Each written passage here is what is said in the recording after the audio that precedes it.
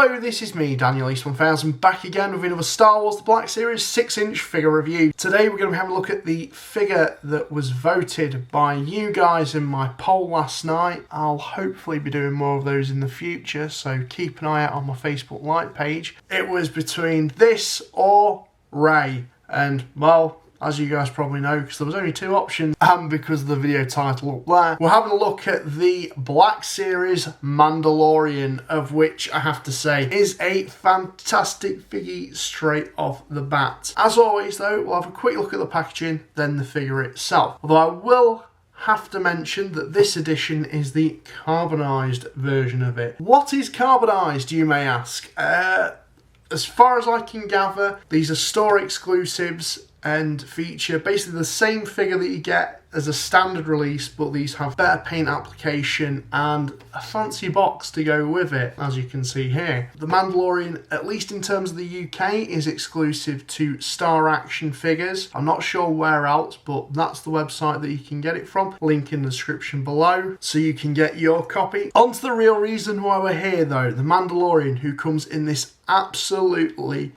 dazzling packaging, I have to say. Comparing it to the rather old and tired standard Black Series packaging that we're all too familiar with now, even though it's not much of an update other than the nice shiny foil scheme they've put onto it, it's a bit more refreshing, to be honest. Although all the other figures, or standard versions of the figures, are going to be coming in this style. Black Series has been in dire need of a packaging update for some time now, and this was a cool move. It feels a bit more high quality, and that's not just talking about packaging as well. We'll talk about the figure in a moment. So as you can see with the carbonized editions, they have this nice foil look to them. You've got lovely artwork by Gregory Titus. Standard Black Series packaging, really, nothing too much to ring home to other than the fact that the coloration is absolutely lovely. On the back you have the standard bio, which I will include in the description below so you can read it in your own leisurely time, and a ton of lovely legal garb at the bottom there. One last thing I will say about the packaging is, like with all the Black Series figure packaging, I really like the fact that you can open the figure up, take it out, play with it, display it, do whatever you like with it, and then when you want to come to repackaging it up, you've still got the box there and you can do that. Everything fits back in quite snugly, just like a sideshow or hot toy really. If you're a hoarder like me, always worth keeping the boxes, and this one I certainly want to keep, or rather I'm very tempted to buy another one just so I can have one in the packaging. Enough with me rambling about boxes all day, onto the figure itself, of which, just a moment of silence please. This thing is absolutely tremendous. Wow. Hasbro really did a good with this one. Not just in terms of paint application, of which is absolutely top drawer. I'm going to have to zoom in for this, for you guys rather. Look at that. That is spectacular. Just a really nice silvery finish. I don't know, I feel like it shouldn't work, but it really does. Just smashing. Some phenomenal amount of detailing and paint application has gone into this guy, and Hasbro really have delivered the goods. I'd be curious to see how it matches up with the standard edition of the Mandalorian. I think that one would pale in comparison to this one, to be perfectly honest with you. If we just have a little look over the figure, you've got lots of battle damage, lots of carbon scorching. Of course, I can't really talk too much about the character itself, because other than a trailer where the character doesn't speak, we haven't really got much to go on, because the show isn't actually out yet as of recording this. Although for us guys in the UK, we do have a bit of a wait to see it. Never mind, at least we have a figure to keep us pacified and create our own stories with.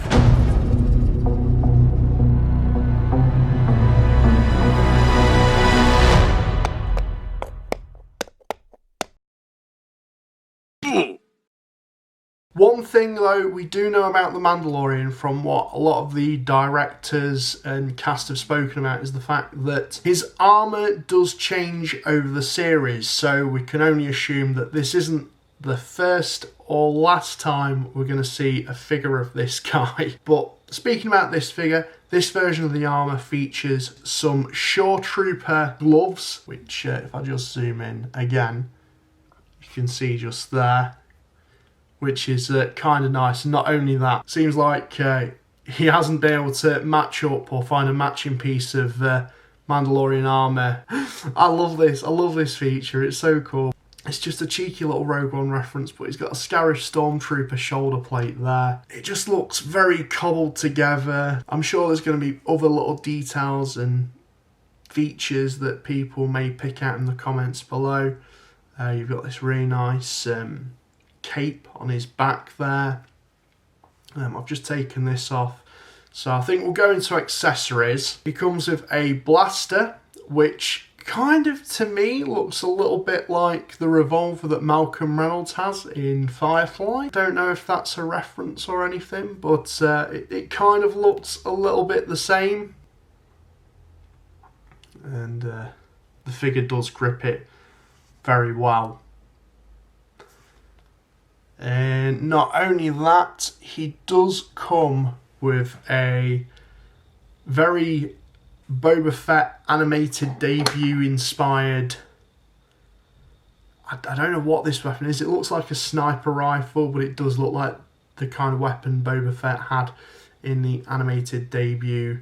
And Jon Favreau did say that that's what it was inspired from, this weapon. It's got some cool detailing. I did see recently a couple of people complaining or pointing out the fact that their figures have featured some chipping or paint chipping. I mean, it's always going to happen with figures, I think, definitely in terms of accessories, and you can kind of see it on mine here. But don't let that put you off. To me, that's just like battle damage. It's a toy at the end of the day. It has this little peg, and it doesn't really bother me too much, but it's most prominent on that. The reason for that peg, and it's going to get rubbed for this feature alone anyway, so it's just people being nitpicky, I think. But you can pop that into his back there and have it mounted on his back so you can lug it along that way. So that's a nice little storage option if you don't want to have him holding that. But yeah, I think paint chipping's always going to be a thing.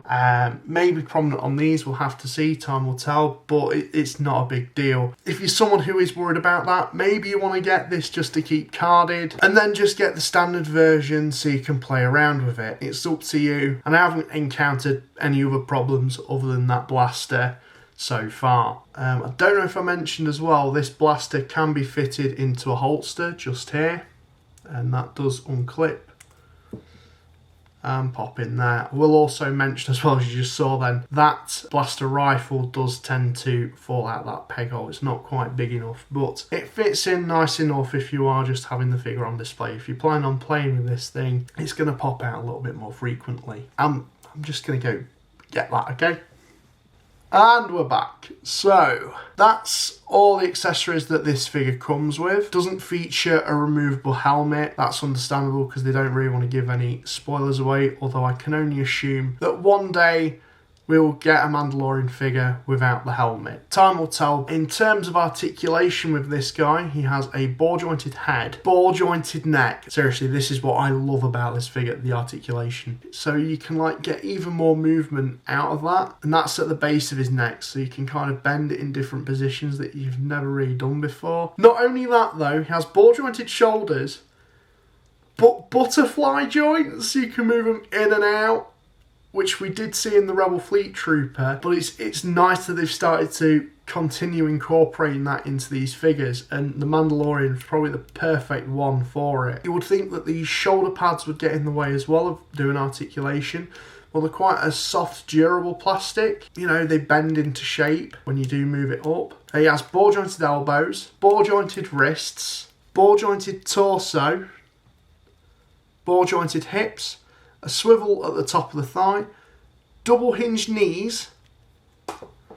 Again, I keep dropping that. Ball jointed ankles with a rocker joint as well. So you can get this guy into some absolutely amazing poses. This is possibly one of Hasbro's finest figures. I feel like the cloak could have been maybe soft goods, but at the end of the day, that doesn't bring down marks for this guy for me. The paint application and everything else just swings. It all works together and it just looks super high end. If there's any version of it you can get, this is the one. I cannot recommend this figure enough. This is the quality that we were kind of promised in the very first wave of Black Series being out. So, with that said and done, let me know what you think of this guy. Have you picked him up yet? Let me know in the comments below. And this is me, Daniel East 1000, signing out, and thank you very much for watching.